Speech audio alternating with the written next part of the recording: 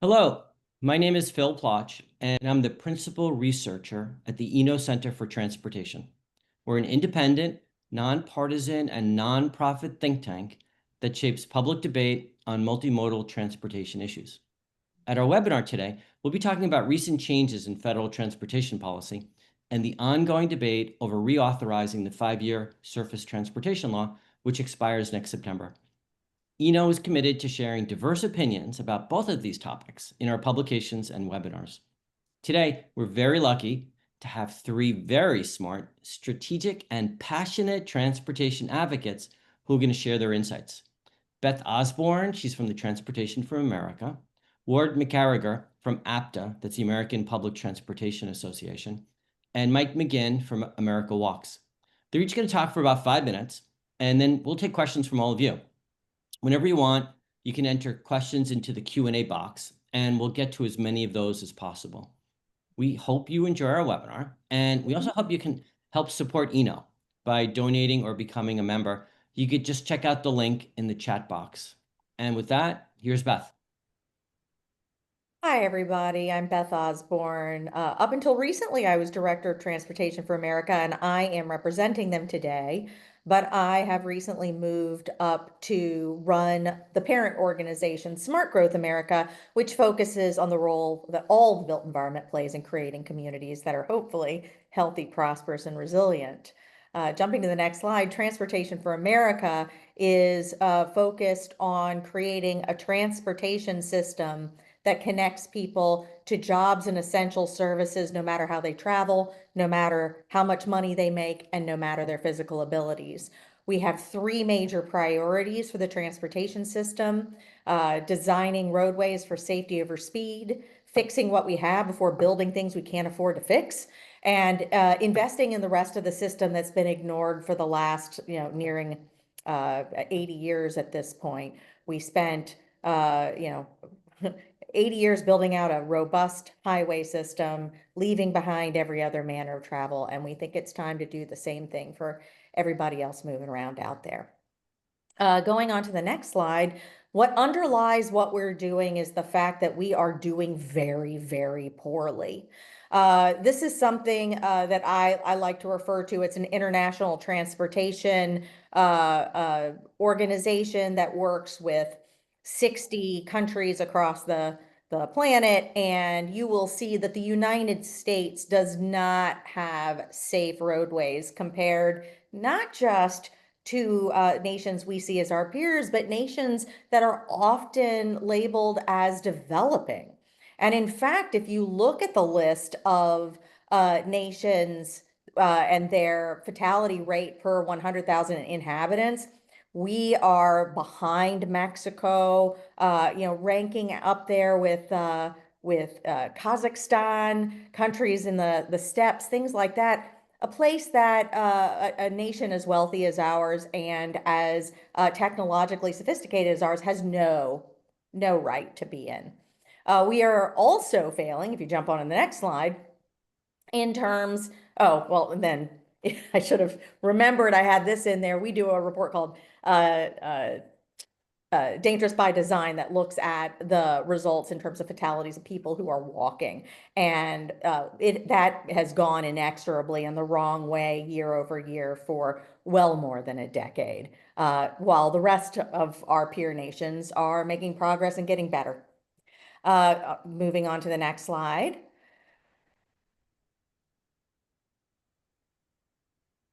If you Here are the communities that are doing the worst.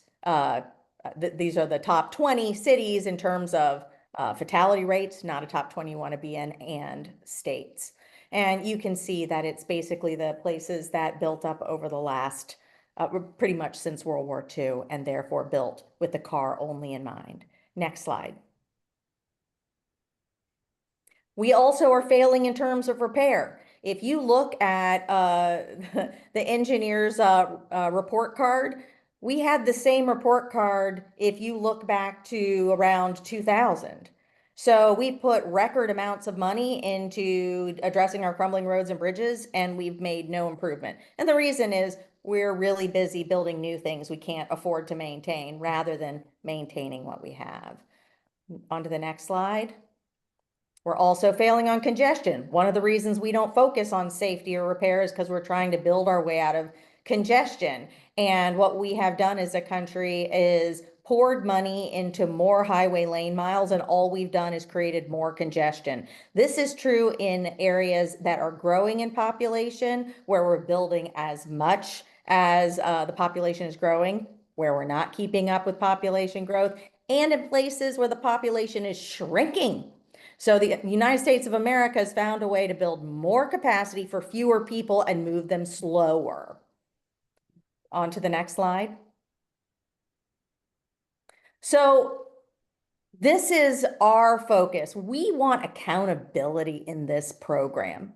What underlies our desire for fix it first, safety over speed, invest in the rest, is we want to see the money that goes out the door connected to the outcomes that we have been promised for really decades and decades. I have gone through 5 reauthorizations, and with every one we go in and say, our roads and bridges are crumbling. We have a terrible safety record. People are sitting in congestion. We need better alternatives. We need to reduce emissions.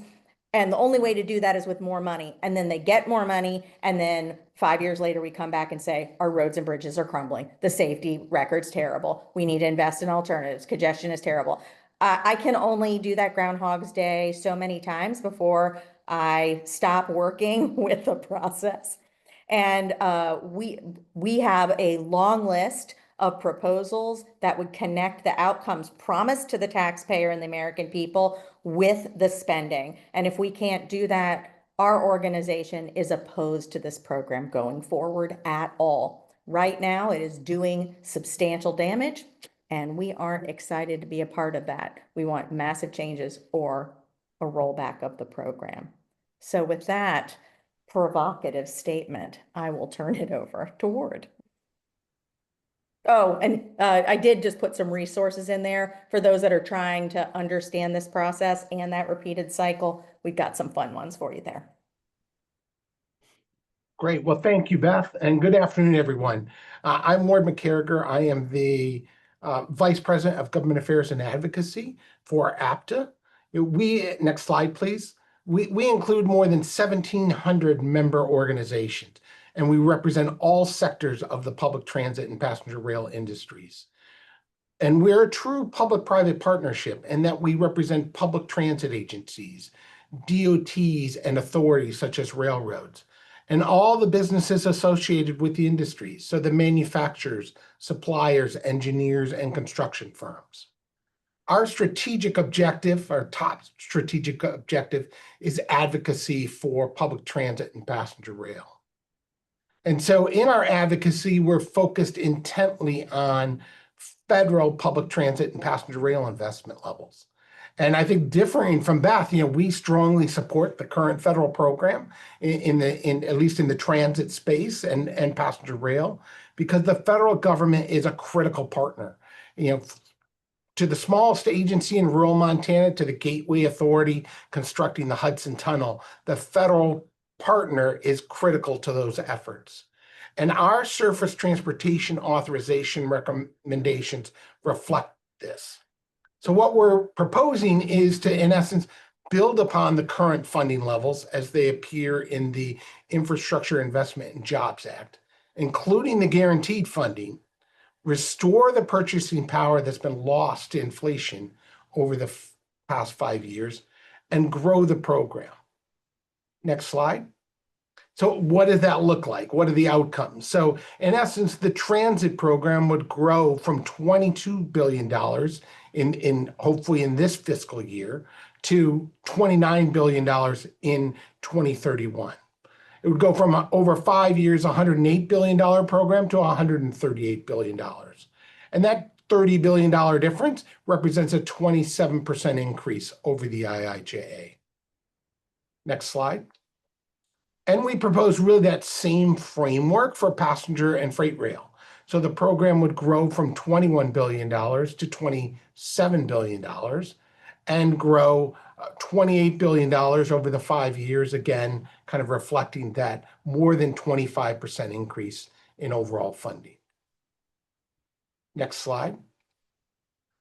Our authorization recommendations also include dozens and dozens of policy recommendations, and we can touch on those throughout the webinar, but let me just highlight kind of 4 key areas of policy recommendations. First is streamlining requirements, and that is everything from the current requirements, of which there are dozens for the Capital Investment Grant Program, to a bus spare ratio requirement that limits the amount of buses that transit agencies can have in their fleet currently. Second is to restore the transit CEO's authority over safety plans, and that they have that decision-making authority to ensure that their systems are safe in terms of their operations. And then third is ensuring the public transit has a seat at the table and voting representation on MPOs.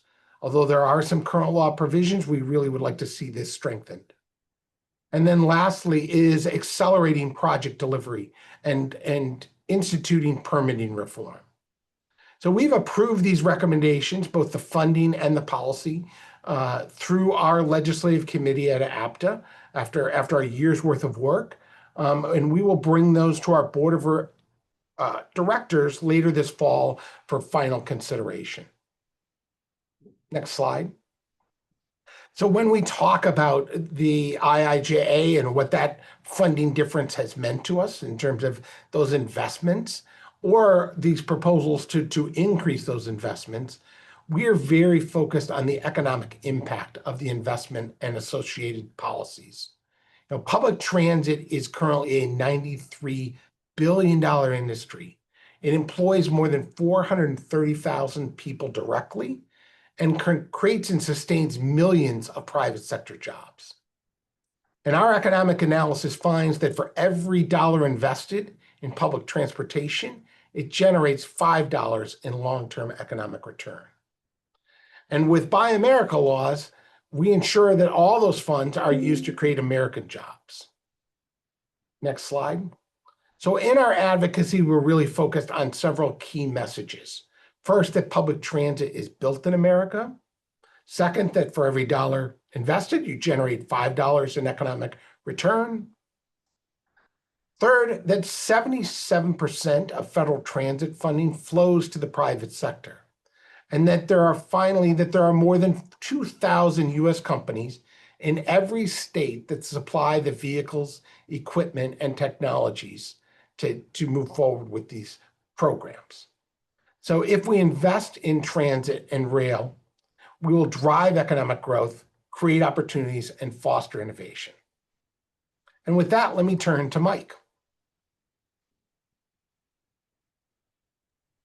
Thanks, Ward. And that's very impressive on the benefits of transit, and I'm going to steal some of those in the future. So Mike McGinn, I'm the executive director of America Walks, and I come to the job with actually a lot of time in the policy and political arena regarding transportation. I was a community advocate trying to get sidewalks in my neighborhood. I led and/or worked on multiple campaign ballot measures that affected transportation. I became a mayor of Seattle, and we had big hot button fights over highway expansions and bike lanes and bus lanes and the rest. So this issue of transportation, that informs what I'm about to say. So America Walks, our mission is to support local advocacy, because so much of the work on transportation, most of the money, in fact, is raised and spent at the local and particularly the state level and regional level as well. We also want to be a voice for walkability at the national level as well. So yeah, next slides. I think I've gone through a couple already. There we go. Next one. And we really focus on training and education of local advocates, but we also run campaigns as well to support building better streets, reconnecting communities, or as we've renamed it, communities over highways, investing in communities over highways, safer vehicles, how we can make sure that places are comfortable and good for people to walk outside of the infrastructure as well. And we recently ran a very successful National Week Without Driving. Next slide, and then again, I believe. Thank you. One more. Oh, okay. We'll leave this slide up for a while, but I have a couple of things to say before I get to this. I think one of the real challenges of reauthorization and transportation policy in general is what do you do when there's both good things and bad things going on? And Beth was getting at that with her priorities and repair first. And why should America Walks, care about these overall transportation priorities? Isn't it just our job to like, hey, make sure there's enough new sidewalk money in there? Well, I think that misunderstands the what creates a walkable place. And what creates a walkable place isn't just the physical street infrastructure or sidewalks. It's having the type of places that are really great to walk in. Lots of things near each other, destinations and homes and businesses and jobs. And our transportation policy dramatically affects those. And we've seen it most of all in the expansion of roadways and highways going through cities. And what it does is that these are very, I'm going to use a phrase here, abundance is a hot new topic. These things are anti-abundance, right? They destroy property values. They make it harder for people to move around and walk and use transit. While they may speed some people along a corridor, everybody else is burdened by that. Tremendous health burdens in terms of the health impacts, which runs into billions and billions of dollars a year in asthma, chronic diseases, et cetera. And Beth shared the safety statistics as well. So America Walks really believes in reprioritizing our dollars towards the things that work in the way that Beth spoke about, and definitely in reprioritizing towards transit. Walkability, we view transit as the middle leg of a walking trip or a walking trip extender. They really go together. So there's a real paradigm shift that we believe needs to occur to prevent damaging our country with new roadway expansion. Maybe it made sense when it did make sense when we were trying to connect our major city decades ago with high-speed corridors. Doesn't make sense today. We built out the network. Now it's time to invest in the things that improve our material quality of life and improve our local economies. And that's walking, biking, transit, and better land use policies. It's not more highways. And this is the challenge because so much of the money from the federal government goes without accountability to roadway expansion and causes all these damages. In our opinion, far more damages than the benefits that are parceled out in smaller grants on the side, which are now being canceled by the current administration and clawed back. So this is a major challenge. Now, I shared this slide because it's not just our opinion, it turns out. And this is really interesting. The question is, below are some ways that your community could reduce traffic. It's not even improve quality of life. It's how to reduce traffic is the question. And which would the following would be the best and worst? Top is repair existing roads. Fix it first. Second is provide more public transportation options like train, buses, bike lanes, and sidewalks. Third is land use, building communities with home, jobs, and other destinations near each other. Fourth is adding sidewalks and walkways for people to get around on foot. So here we go, people.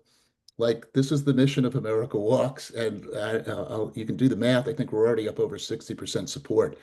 Um, Adding lanes to highway and freeways and building new highways and freeways is at the bottom.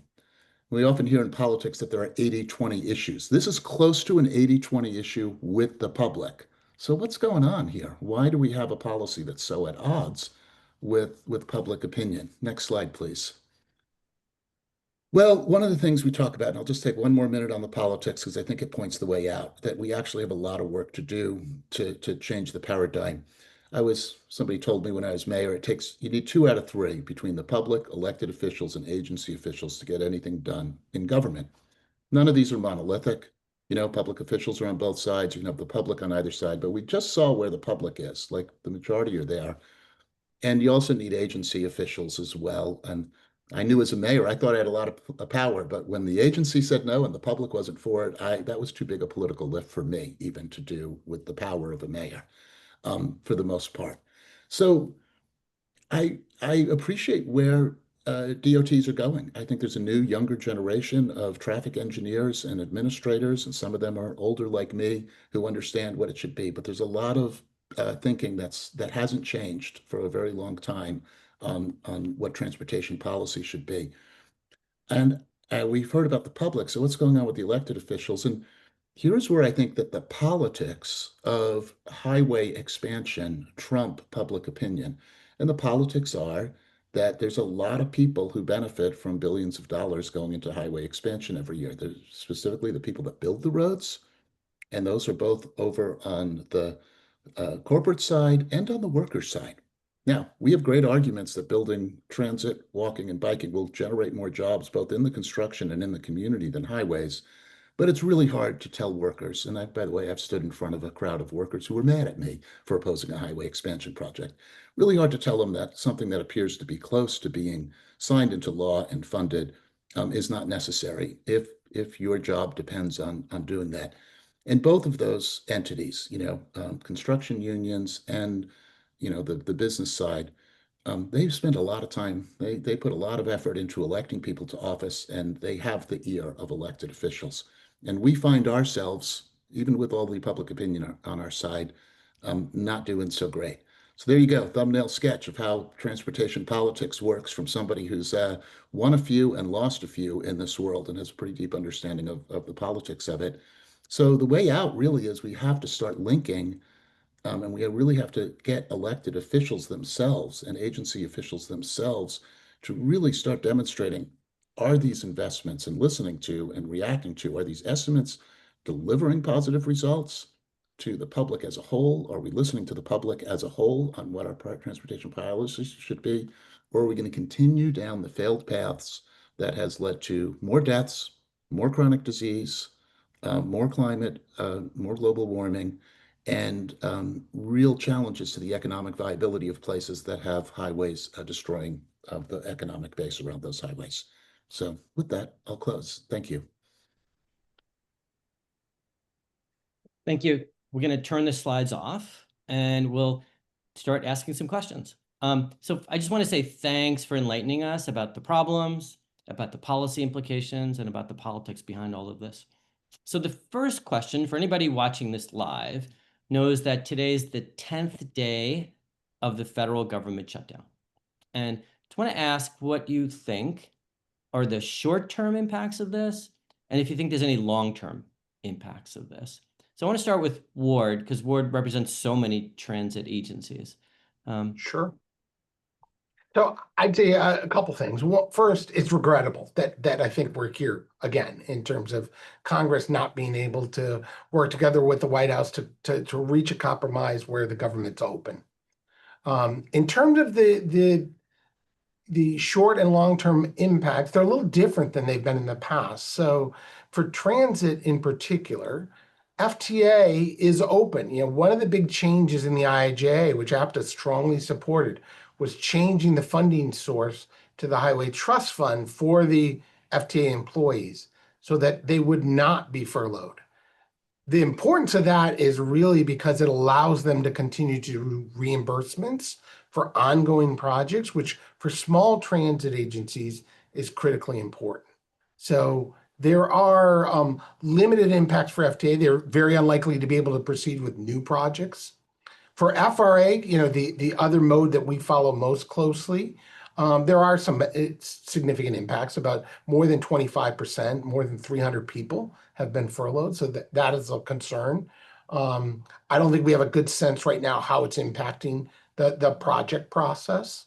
But I think beyond the short-term impacts, I think the long-term impacts are significant. And I think the issue is that this is just another example of an enormous trust deficit in Washington, D.C. between the two parties, their ability to reach agreements, between themselves and with the White House. I think there's an enormous trust deficit on all sides. And I think that has, enormous implications, especially when they want to, or you want them to do big things like a surface transportation authorization bill. Reaching an agreement that's going to cost and include hundreds of billions of dollars in new investment and how you pay for those things. Those are big deals that need to be worked out. And right now it's hard to see Congress coming together in that way given some of these other issues and their inability to work together. There's a subtext to this question, which I think is really interesting, which is, the highlighted issue around the shutdown has been, the healthcare benefits and the ACA and the like. And one of the things is that is like, well, we promise we'll hold a vote for it later. And the Democratic response is, well, how can we trust you? And this how can we trust you thing is actually a really big factor in the transportation world as well. And we've heard it a little bit in this in this government shutdown debate, which is some people have advocated or raised that one of their principles for reopening government is that prior appropriations will actually be honored and they won't be illegally clawed back or rescinded or the like. And this, I think, is really important to the reauthorization discussion as well. And by the way, we've with Transportation for America and others, I think we got 186 folks to write a letter to the Congress saying we really need to resolve a commitment to actually spend according to the prior deals that were agreed to before you can start negotiating a new deal. And I think that's a subtext of the opening up, a subtext and a text sometimes in the reopening of government right now of how do you make a deal if at the end of the day, if it has bikes in it, or it says equity in it, or it's deemed to be against the free flow of moving traffic, and these are all quotes from the current DOT, those monies will then subsequently not actually be spent. How do you make a deal in that circumstance? Beth, do you have any thoughts about the shutdown at all? No? Okay, so we'll move on. So Mike, you referred to the grants being withheld. Did somebody provide a little bit more detail for those of us out there who aren't totally familiar with some of the policy changes? Beth, do you want to take a shot at that? I'm happy to as well. In terms of the grants being withheld? Or Yeah. on pause, yeah. It's hard to follow because it's been a bit disjointed. And if you look at the letters that different grantees have gotten, they say different things. Even very similar projects get very different letters about why it's being retracted. I've seen letters from USDOT that says a project to add sidewalks and bike lanes and safe crossings is being withheld because it's hostile to drivers. But then I've seen that off-road paths to just take bicyclists and pedestrians out of their way altogether is also hostile to drivers. I've seen in some place that it just doesn't match their priorities. The deal is, if they don't like it, in many cases, they are withholding it. And I have seen again, uneven, but some pushback that has resulted in people being able to keep their money, but it tends to be being in an area represented by a Republican who calls and fusses quietly at DOT. But I think Also, just inconsistent and confusing. and we also saw obviously money being withheld, for example, the Gateway project. We've seen some picking on states, like you're not going to give you your money that's now related to the shutdown. But it's also difficult sometimes to surface it because the city or state that may be the recipient of the grant doesn't necessarily want to go out and make a big stink about it, right? Because they're still hopeful that they can rescue it. And that has been basically the case since the start of the administration. Right from the beginning, we've been seeing that go on. But yeah, there are numerous documented cases of dollars being withheld or clawed back, and even direction from USDOT about things that they don't want to fund. And these were things. Sometimes there was a contract to send it out. Sometimes there was not yet a contract. They'd given the grant, but had not yet been obligated and contracted. Some of them have subsequently been actually rescinded by Congress in the big bill. Can't bring myself to say it. But whether that withholding was due to legal processes or illegal processes, right, doesn't change the fact that if you're negotiating a new bill, are we just going to come back the next year and undo it because you just did it to get our votes this time? Mike, the Yeah. OMB director has promised that they absolutely will. He has said and been quoted in Politico saying, make a deal with us so I can retract your stuff. So why are we negotiating on this thing? That just, the the the insane naivete of negotiating with someone who says, I want a deal that I will go back on, it leaves me quite befuddled. So I want to go back to something that Beth started out with, which was safety. And I think it surprised a lot of the participants because I got a bunch of questions about it. And the main question is why? So Beth, you put the numbers out that we're like one of the worst in the country when it comes to safety, but can you tell us why? Yeah, and I saw some of the questions, well, is that because we drive more? Partially. What's interesting is most other countries don't measure fatalities per VMT because measuring it per VMT is a very passive approach where, you basically say, well, when people drive, people die, there's a certain amount we're comfortable with. So if it goes up, we expect more people. We just want it to be slightly less than the increase in VMT. And that's just not what people who prioritize safety do. They look to reduce the overall numbers. And you don't see VMT be so dispositive outside the United States in terms of safety numbers. What I will tell you is what we have in common with other countries is alcohol. Turns out we're not the only country with it. There's quite fine alcohol in other countries, and there are rowdy people in other countries. So it's not the drinking. It turns out we are also not the only country with smartphones and distraction. These are common issues. Other countries have found ways to still bring down their fatality numbers. The difference is they are much less likely to mix high speeds with high conflict zones. So if you look at why we built the interstates in the first place, it was because allowing people to drive at high speed through areas with lots of driveways and crossroads and people, that it was clear that that would be dangerous. No one thought that was a good idea. So to be able to move people quickly, we created a highway system that moved development off of them, that managed how you enter and how you exit, that tried to separate oncoming traffic, that created space, and the roadways are very straight with wide lanes.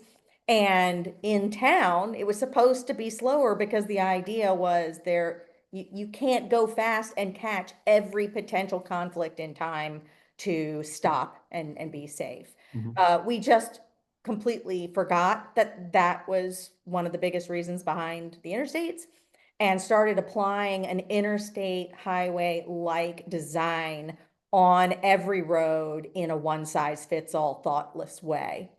And it's entirely predictable. We ourselves predicted it, and most other countries are addressing it. We just aren't. Hmm. Can I add I would one just point say on that, that? Is one of the things on other countries do is they have higher transit use. And for what we found is that if you use public transit, it is 10 times safer than traveling by highway or by in a car. And so you limited improvements in a city that allow more access, more frequency, better service, all those reliability, all of those elements can lead to more transit use, which actually has an enormous impact on the ability of pedestrians and others to be safe in their movement through the community. I just want to echo that. Riding transit is a remarkable improvement for safety of people. The other, there's a lot of data out there that the roadway type that creates the most pedestrian fatalities, and all fatalities actually, is kind of these high-speed arterials through populated areas. So where you have multiple lanes of traffic, few crosswalks, really long crossings, people are tempted to cross in the middle. The cars themselves are moving at high speed in a place where people are coming in and out from the side, as Ruth was saying. That's where the fatalities occur.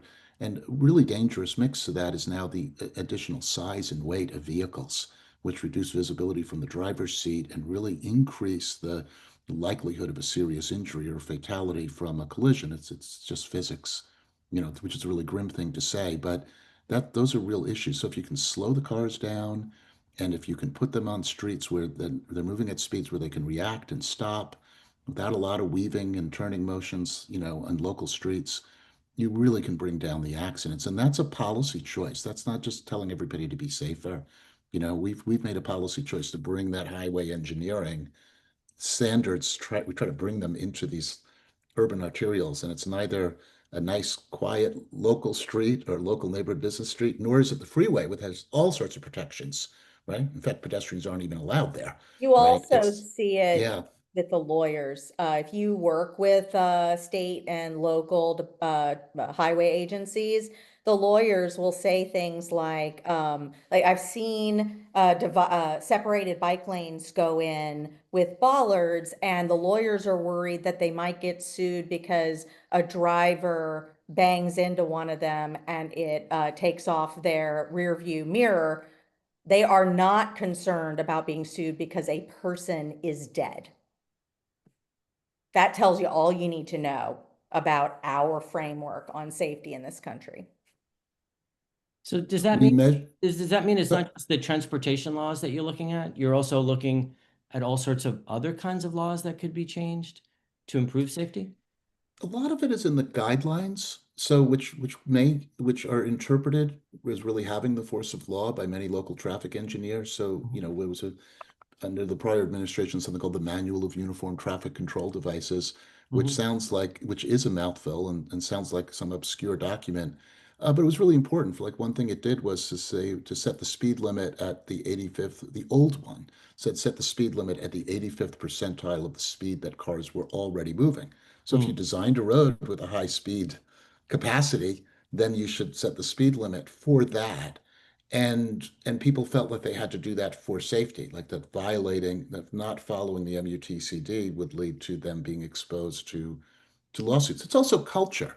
Honestly, it's just culture. I'll give you. So that's changed. Kudos for changing that. But there are other things that weren't changed, which is when do you get a crosswalk? And, things like that were not changed, that should have been changed.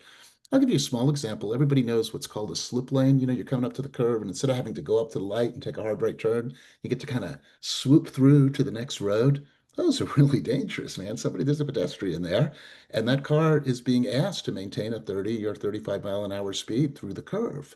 That's a design choice that there's no manual that says one way or the other. It's like if the engineer believes that the highest priority, the person who signs off on the plans believes that the highest priority of roadway design is the number of cars and how fast they're moving, they make different choices than if they believe the highest priority is the quality of life along the street and the increase in safety and the reduction of collisions. And you really can't prioritize both. That's I think the challenge. They say we do prioritize safety, but it's against the context of believing that they can't sacrifice that speed and mobility of the vehicles. And And Chuck that comes Carone at a really high cost. really well. I just shared his book, Confessions of a Recovering Engineer, and it Mm-hmm. talks about when you are an engineer and you're designing a roadway, safety is the last thing you consider, Mm. just procedurally. Okay, thanks. So I'll even go further than what Ward said, that riding on transit is great. Converting a road to a transit roadway is awesome. Really safe. We can find wonderful transit malls and plazas throughout this country.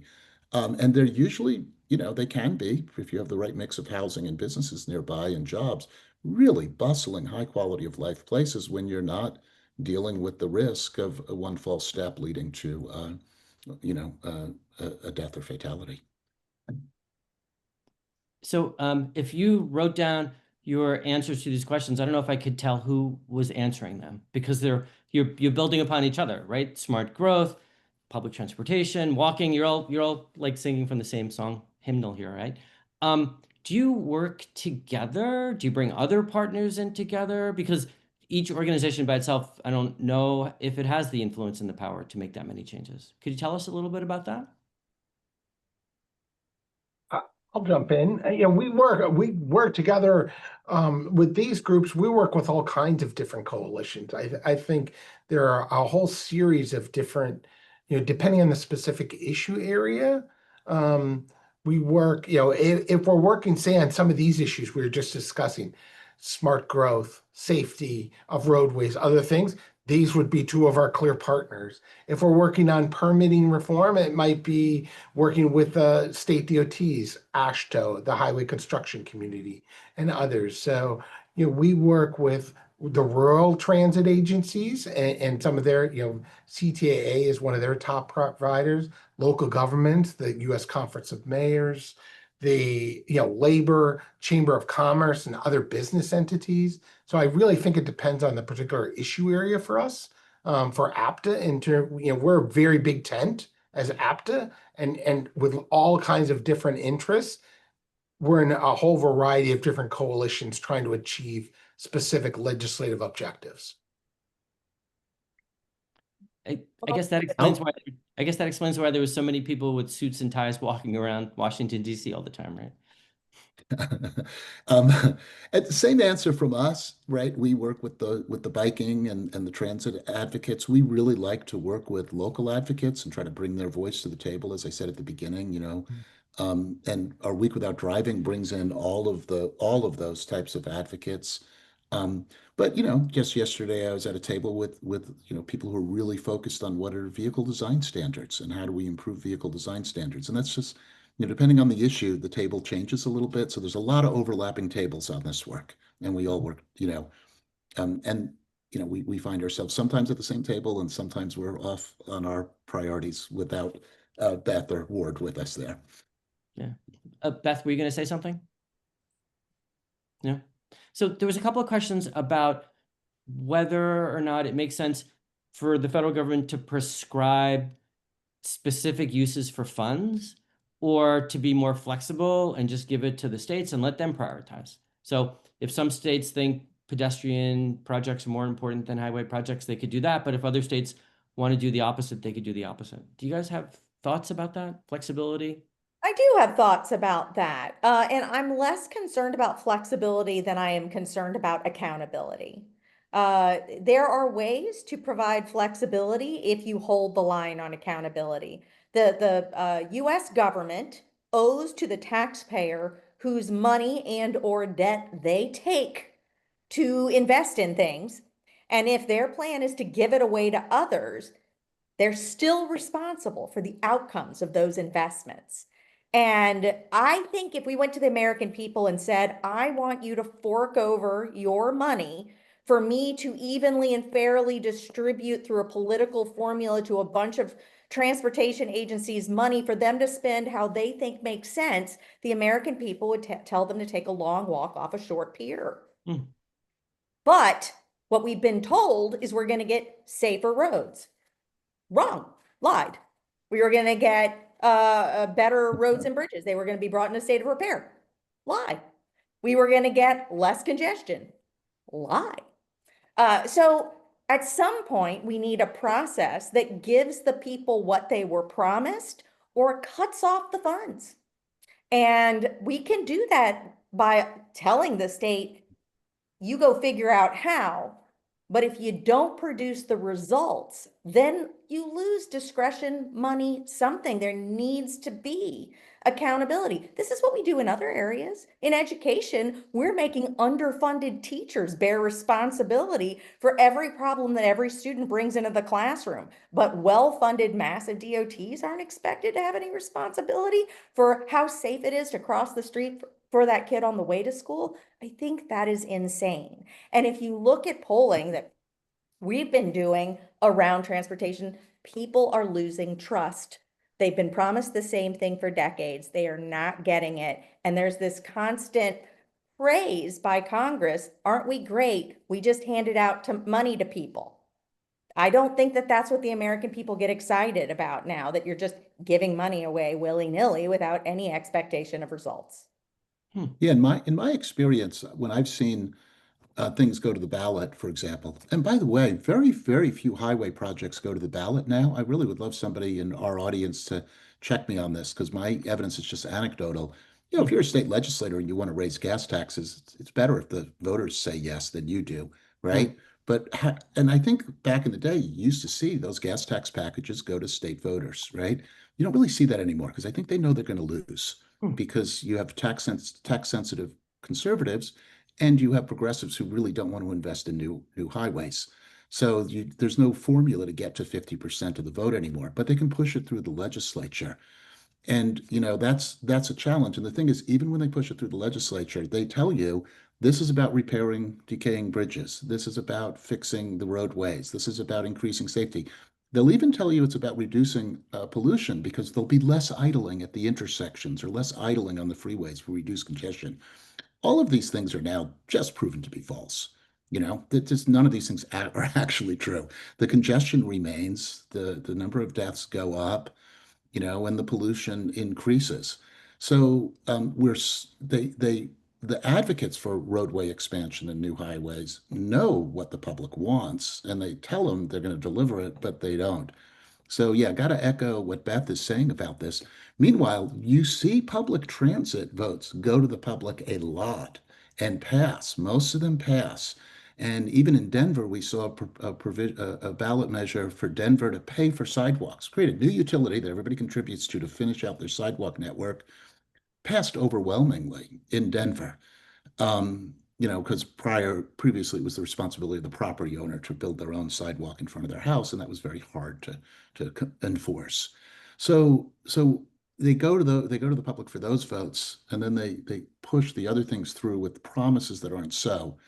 And that's really a big problem, because it's not a small thing. It's not like, look, in a big government, there's going to be some projects that aren't the best projects. There's going to be some things that aren't politics, but we are talking about billions and billions and billions of dollars regularly being spent on highway projects that are destroying wealth, safety, the environment, and quality of life for anyone nearby, destroying homes and businesses and the like. And it's sold with promises of safety, congestion relief, and reduction in emissions, which just isn't so. Yeah. So if I could follow up on. Ward, I hate to do this to you, but we ran out of time 3 minutes ago. Okay. All right. But I want to thank all of you, Ward, Mike, and Beth, for proving me right. I did promise people we were going to have 3 very smart, strategic, and passionate people here, and we did.